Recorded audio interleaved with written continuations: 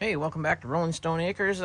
Working on my Bobcat CT 2025. Not really working on it. I mean, working on it, but not because there's a problem, because I want to do some modifications.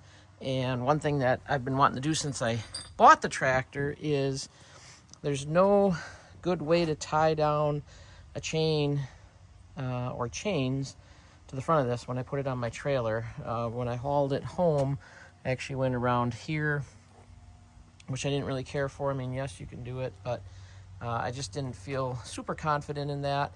There is a company that makes a plate that bolts right there, and it's got two of these D-rings welded in.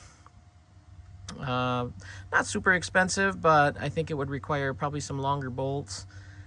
To me, this is plenty thick, and the bolts actually go through quite a ways. It's not like they're just barely hanging on. So I think what I'm going to do is just weld some D-rings in here, probably at an angle like that, because you're always pulling to one side or the other. It's not like you're strapping the tractor straight down like that. So I'm thinking I would go probably more so right here. That gives me enough flexibility to get the chain through there and do what I want to do. And I'll play around with the exact location here in a little bit. But the other thing I want to do, and I don't know if I'm going to get to it in this video or not, but I want to get some expanded metal welded in here just to protect my radiator and my hood. When I'm using my grapple and I'm going into a brush pile, I'm always afraid something's going to jump up and poke through there. So, like I said, I don't know if we'll get to that or not, but the main thing is getting those D-rings welded in. Just going to take the bumper right off the tractor, and I've got some Bobcat gray or whatever they call it. So after I get everything done, I can paint it so everything will match. And yeah, we'll go from there. All right, so I got the brush guard off, and I'm just kind of eyeballing where I want these hooks. Like I mentioned, I think I want them on an angle so that when I pull the chain, it's more pulling to the side of the trailer. To put them straight down doesn't make sense. To put them completely sideways doesn't really make sense. And these can be used, you know, if I need to pull something backwards, some shrubs or something out, I can hook up to the front as well. So just trying to get my placement good. What I'll probably do is do some measuring and make some marks with my white paint marker so that they're even and where I want them to be. We'll grind off the paint and yeah, get them welded on there. All right, just gave myself a baseline. Not super accurate, but better than just winging it, I guess. And that gives me room if these slide around in here, which they will. Everything still clears. Gives me the good angle I'm looking for. So yeah, I think we're gonna go with that. All right, after I got the welder dialed in and pulled the table inside the garage a little bit, it's a little breezy out here and all my welding gas was blowing away, but got some pretty good beads on there. Pretty happy with that. And we'll go on to the next order of business, which I think is going to be getting some kind of a grill guard on here. And I've been kind of messing around and trying to figure out the best way to do this. I was thinking I would go and recess it down inside a little bit, but I've got this bar about 2/3 of the way up that I either have to cut two sections or go around it. The other option would be go on the outside edge. Something like, oh, it's hard to do this one-handed. Put it right halfway where I can get a bead of weld right there all the way down. But then I get to the spots where it angles, and then I can kind of work it, weld it, bend it around. That might be, I'm thinking out loud here, that might be the best option. Of course, I can't come all the way down because of my hooks. And then I'm just gonna have a jagged piece on the bottom here. I don't really want that. Okay, let me put some more thought into this. So here's what I'm thinking. I had a piece of round stock in the garage, and I wanted a place to end that expanded metal. In other words, I didn't want to just have a jagged edge on the bottom. This would give me a little more bumper, right? Quote unquote. And the only thing I was concerned about is I know when that hood comes up, like I knew I couldn't put the expanded metal on the backside because the hood would have hit. So now I've got to check and see if I weld this here. I've just got it stuck in here right now. But if I weld this here, will that hood clear? And I could run my expanded metal, something like that. And then I would attach it on the top. Obviously this piece isn't going to fit, but I'm just showing you. And then do the same here, cut a piece for there. That way I can keep those jagged edges off of here. They'll be tucked inside.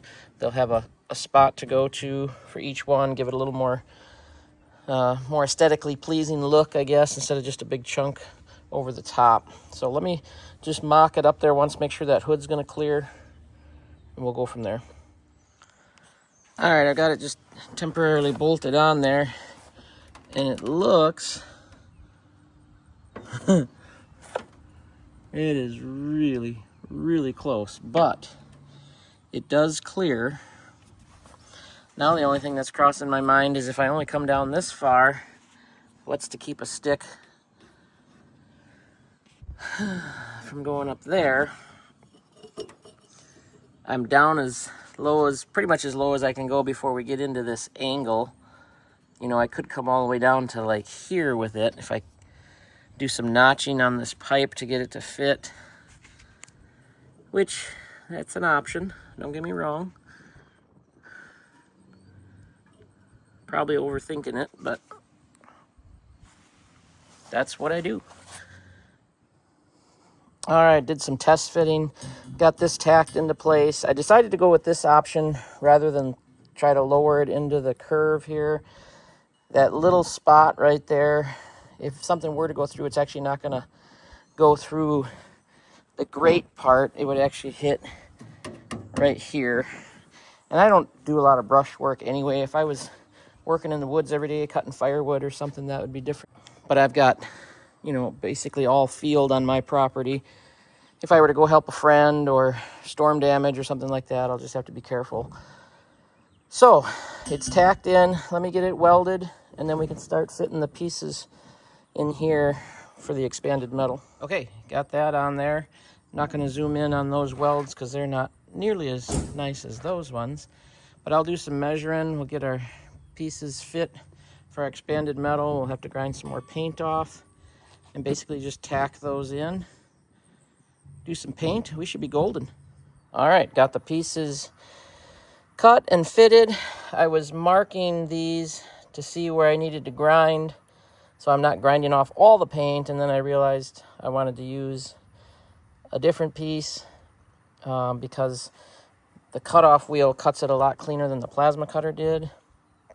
Anyway, I ended up cutting another piece, and now it's sitting in there different. So my whole point of marking where I wanted to grind is kind of pointless. I might as well just grind a strip off on each side, hit it with the welder, and then, you know, obviously paint it. This one is really, really almost like a perfect fit. I just have to maybe hold it where I want it. This one seems to kind of sit in there just like that, and I'm okay with that. It looks pretty even all the way around. So yeah, we'll tack those pretty much everywhere they touch and roll with it. Well, I think I've got everything tacked into place and where I want it. I've got about a half a can of the Bobcat Gray. I'll do what I can with that, and then probably have to get another can for a second application. Well, finished product. What do you think? Keep some sticks out. Hold it on the trailer when I need to. I think so.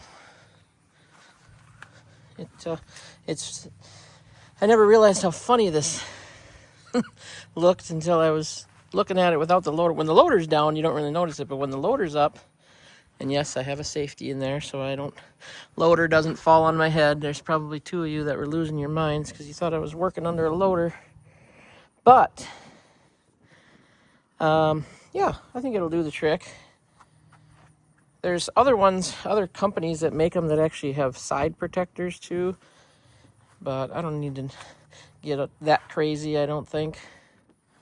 So, got it painted up, used the paint that I had, most of the paint that I had. I'll probably get another can, and when it's not so windy one day, I'll just take it off of there quick and do the whole thing. I just kind of did the parts where I ground and welded. But other than that, I think mission complete. Thanks for watching. Make sure you comment, like, subscribe, share, tell your friends. Appreciate it very much. And remember, y'all be kind to each other, and God loves you.